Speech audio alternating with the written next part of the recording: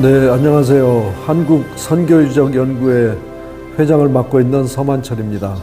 오늘 순천 선교기지를 방문해서 순천시 기독교 역사박물관에 대해서 소개를 좀 드리도록 하겠습니다. 순천시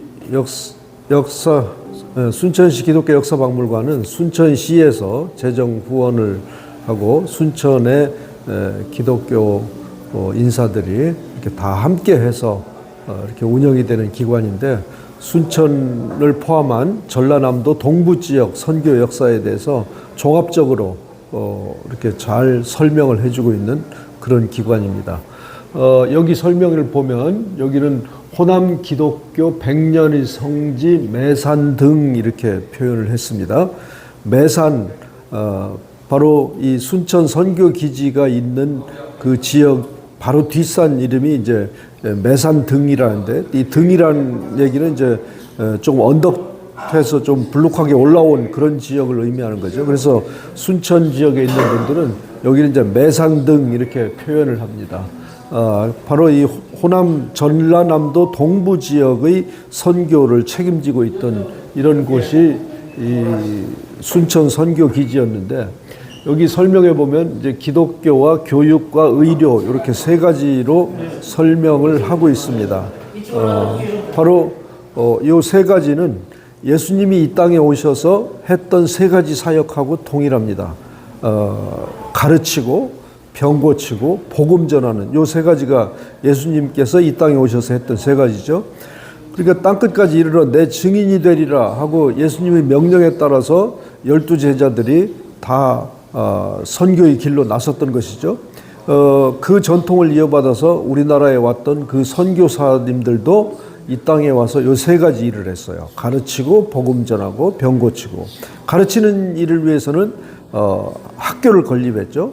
그때는 우리나라가 남녀 7세 부동석, 남자와 여자가 7살이 되면 같은 자리에 앉지도 못하는 그런 정도의 구분을 분명하게 했던 그 유교의 엄격한 사회였기 때문에 남학교와 여학교를 따로 지어야만 됐어요. 그래서 남학교부터 하나 지면 그 다음에나 2년 뒤 정도에는 반드시 그 옆에 여학교를 또 하나 지었습니다. 이렇게 해서 가르치는 일에 집중을 했고, 그 가르치는 일을 함으로써 여학생들도 여자들도 배워야 된다는 이런 일념에서 여학생들을 가르쳤기 때문에 남녀 평등 사회가 이루어진 거예요.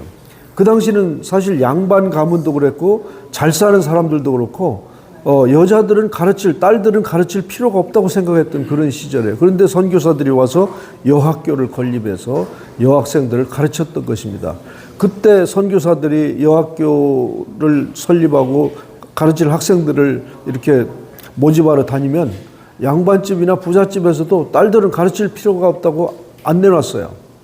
어떤 학생들이 와서 배웠냐면 길거리에 그냥 있는 그런 여자아이들, 그러니까 쉽게 말하면 뭐 이렇게 살아도 어렵고 저렇게 살아도 어려우니까 이래 사나 저래 사나 똑같으니까 너희들 한번 데려가서 가르쳐 봐라, 이렇게 내놓는 그런 여자아이들을 데려다가 가르치기 시작한 거예요.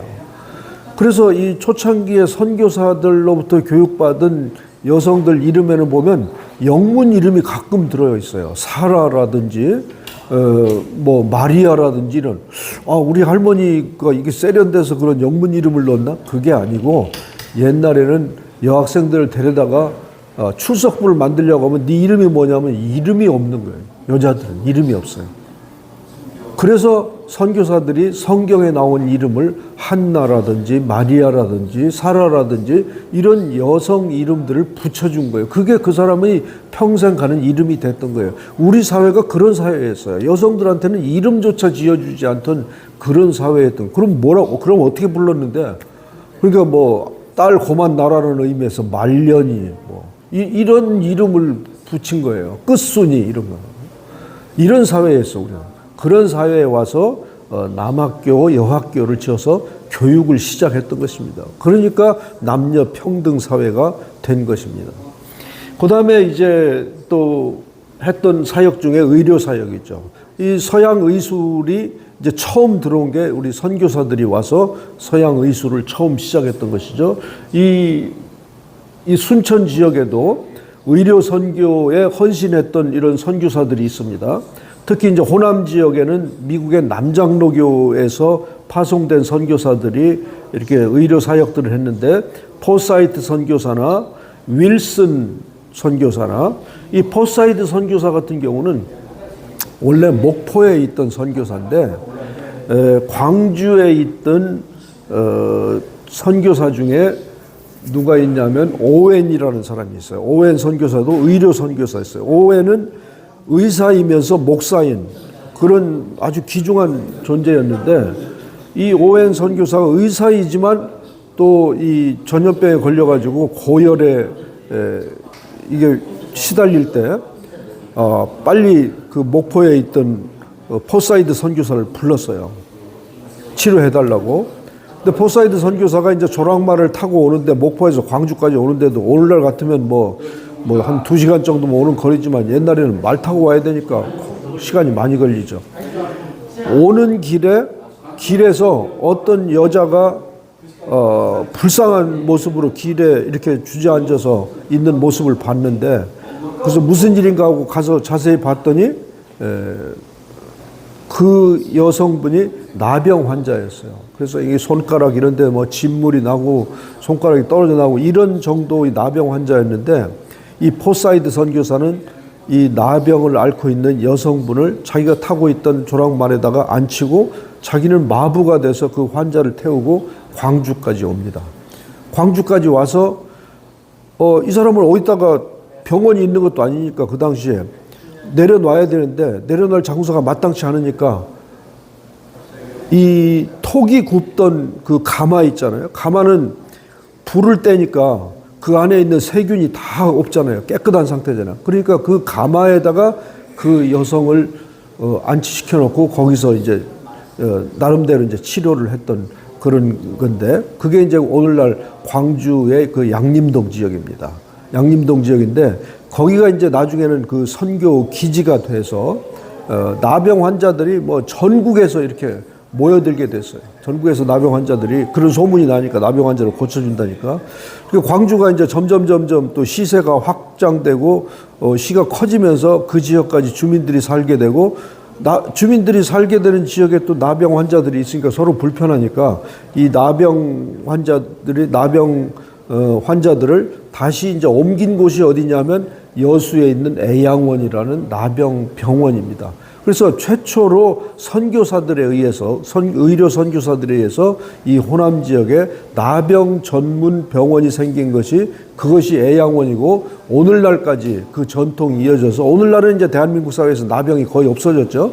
대신에 이제 나병이라는 것이 결국 관절이 막 떨어져 나가는 거니까 관절 치료에 아주 좋은 병원이 됐습니다. 이 여수에 있는 애양병원이 지금까지도 그런 전통을 지키고 있는 그런 병원입니다. 바로 이 포사이드 선교사, 그 윌슨 선교사, 공식적으로 광주의 나병원을 최초로 개원했던 그런 분입니다. 윌슨 초대 애양 원장이기도 했고, 이렇게 병을 치료하는 교육과 의료와, 그 다음에 예수님의 3대 사역이었던 복음전도는 호남 복음화의 거점 역할을 했는데, 이 매산등 이 순천 선교기지가 바로 빛으로 오신 예수님을 전달하는, 복음을 전하는 그런 사역을 했던 곳이죠. 그래서 이곳에 이제 맨 처음에 순천 선교기지를 처음 열었던 것은 이제 1913년입니다. 사실은 1913년. 미국의 남장로교회라는 데서 1892년에 7명의 선발대가 조선에 왔습니다. 물론 그 전에 북장로교나 감리교에서는 1884년부터 시작이 됐죠. 그래서 이제 1892년에 남장로교 7명이 이제 선발대로 들어와가지고, 이 남장로교회는 호남, 오늘날 전라북도와 전라남도를 이렇게 책임지는 이런 선교 구역을 이제 배정을 받았는데, 그래서 전라북도의 전주와 군산 선교 기지를 개설했고, 그 다음에 이제 전라남도의 목포 선교 기지를 개설했고, 그 다음 순서로 광주 선교 기지, 오늘날 양림동, 광주 남구에 있는 양림동에 있는 그 광주 선교기지를 개설했고, 그 다음에 이제 마지막으로 이 순천 지역에 1913년에 순천 선교기지를 개설했던 것입니다. 그러니까 미국 남장로교회에서 5개의 선교기지를 운영했는데, 조금 전에 전주, 광주, 목포, 순천, 뭐 한 군데가 어디가 빠졌나요? 다시 하면 전주, 군산, 목포, 광주, 순천 이렇게 5군데. 그 순천이 마지막으로 개설한 선교기지예요. 마지막으로 개설한 선교기지다 보니까 벌써 앞에서 4군데를 건설하면서 운영하면서 장점, 단점들이 다 파악돼서 완전히 완벽한 설계를 가지고 건축했고 건설했던 선교기지가 이 순천 선교기지입니다. 그만큼 조직적으로 잘 돼 있고 그만큼 또 잘 남아 있고 현재까지 남아 있고 그런 데가 이제 순천 선교기지다 이렇게 설명을 드릴 수가 있습니다. 그래서 이 전남 동부권 하면 전라남도의 순천을 비롯해서 구례라든지 여수라든지 광양이라든지 이런 쪽의 이게 선교를 책임지는 이제 순천 선교부를 개설했죠. 그리고 이제 선교사님들이 사는, 그래서 1913년에 전남 동부권, 그러니까 순천, 그다음에 구례, 광양, 여수 이런 데를 이제 선교하는 순천 선교부를 개설했고, 선교사 이름을 따서 프레스턴, 코잇, 크레인, 로저스 이런 선교사들이 살 수 있는 선교사 주택도 건설해서 이곳에서 이제 복음 전하고 교육시키고 또 병 고치는 이런 사역을 했던 것이죠. 그래서 교육을 위해서 오늘날까지 학교가 유지되고 있는 이 매산 중학교, 또 매산여고 이런 학교들이 지금까지 운영이 되고 있고, 또 옛날에 이제 알력산 병원이라고 알렉산더 이름을 따서 지은 알렉산더 병원이었는데, 그걸 이제 한국말로 고친 것이 알력산 병원이었는데, 지금 그 병원을 건물이 이제 불타서 없어지고 아깝게도 없어졌지만 그런 큰 그런 수술까지 했던 그런 병원이었습니다. 오늘날은 순천 선교기지에 남아 있는 병원은 조지 와츠 기념관이라고 불리는 결핵병원이 하나 남아 있습니다. 결핵병원이. 그리고 순천 지역에서 또 결핵을 퇴치하고자 하는 그런 사역을 많이 했던 그런 역사를 가지고 있습니다.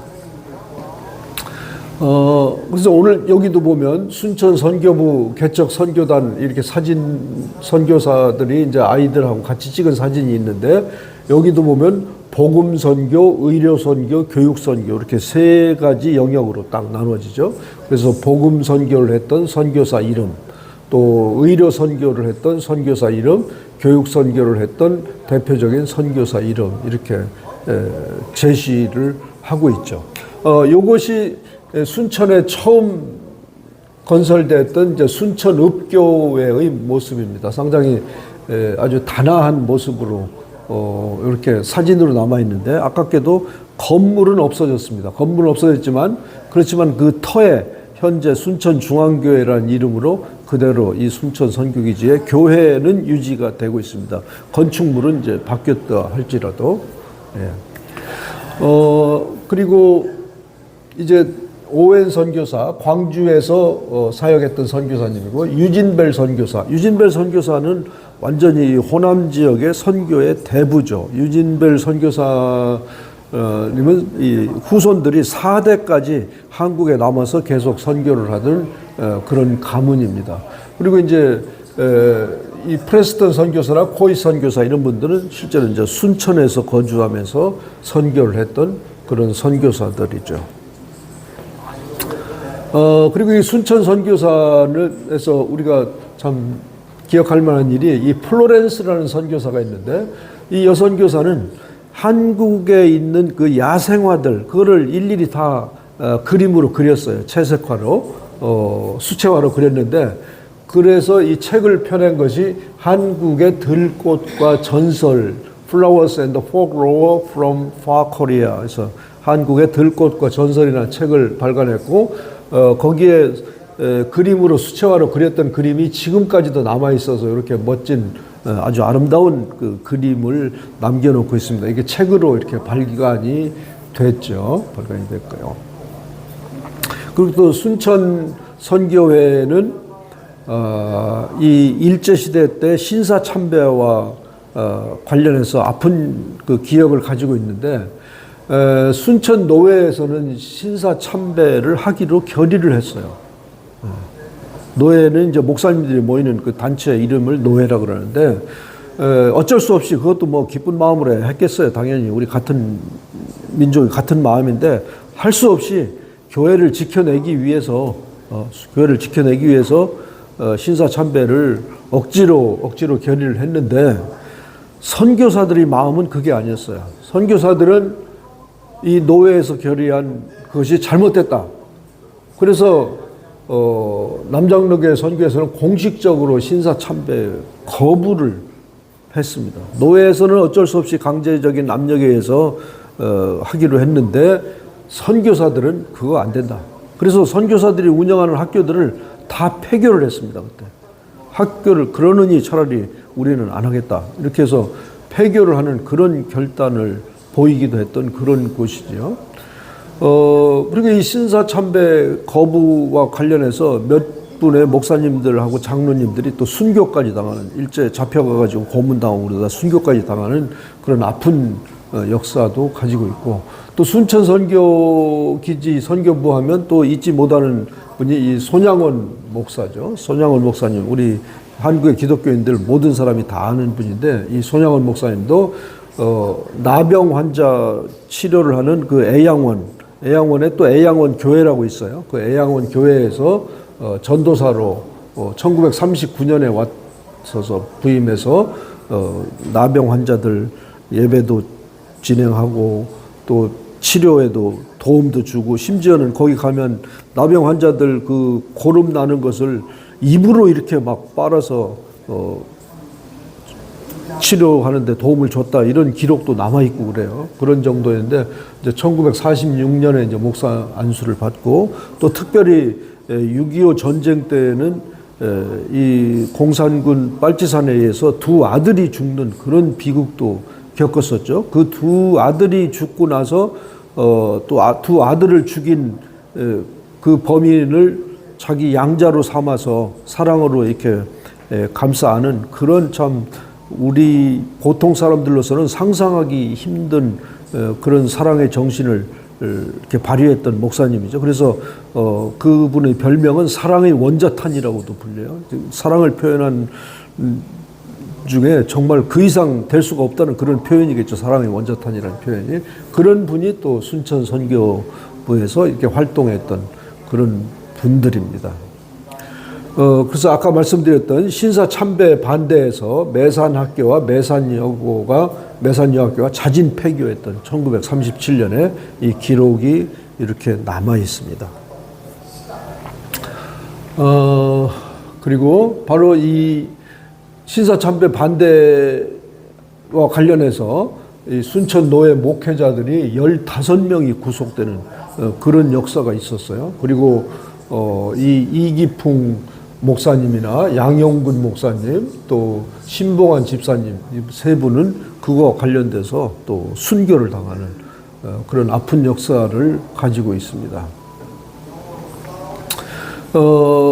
그리고 또 1948년에는 여순 사건이 있는 지역인데, 여기가 이 얘기조차 꺼내기 아픈 마음이 있는 사람들이 많은 지역인데, 이 여순 사건 때 바로 이 6.25 때가 아니네요. 여순 사건 때 손양원 목사 두 아들이 이 손동신 이 형제가 이제 순교를 했죠. 그때 그 두 형제를 죽인 그 빨치산을 자기 아들로 이렇게 용서하고 자기 아들로 양자로 삼았던 그 역사를 가지고 있죠. 그래서 사랑의 원자탄으로 불리는 손양원 목사님. 그리고 이 여순 사건의 민간인 희생자인데, 이 민간인 희생자들을 이 매산등 선교 부지에 매장했다는 그런 기록도 가지고 있습니다. 이곳에서.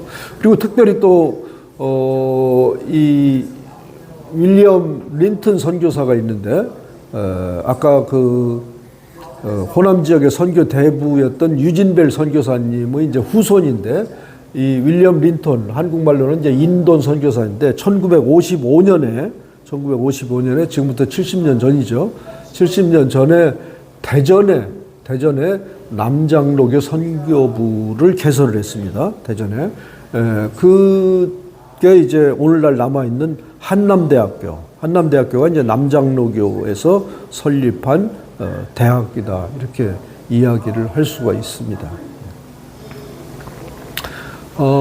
그리고, 이제 1960년대는 이제 선교사들이 거의 이제 한국 사람들한테 그 선교 기지를 물려주고, 미국으로, 본국으로 이제 철수를 하기도 하고 했던 그런 시절이지. 이 다음에는 이제 대부분 한국인들한테 이제 물려줘서, 1962년에는 미국 남장로교 선교회 재단에서 운영하던 그런 학교들을 호남 기독학원이라는 이름으로 바꿔서 이제 운영합니다. 그래서 오늘날 이 호남 기독학원이 운영하고 있는 학교가 아주 여러 개 있습니다. 전주의 신흥학교라든지 기전학교라든지 또 광주에 있는 수피아 여고라든지 이런 또 목포의 정명학교라든지 정명여학교, 정명여고 이 순천에 있는 매산학교라든지 이게 다 호남 기독학원에서 운영하는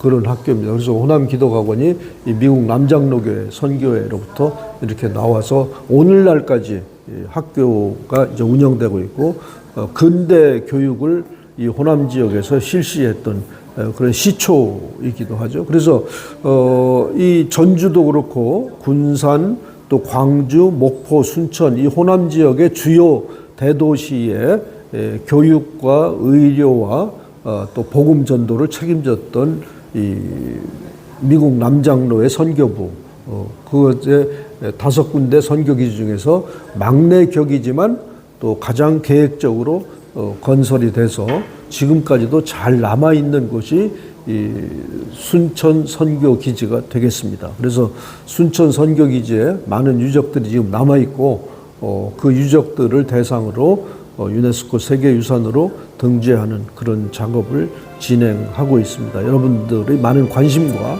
기도 부탁드리겠습니다. 감사합니다.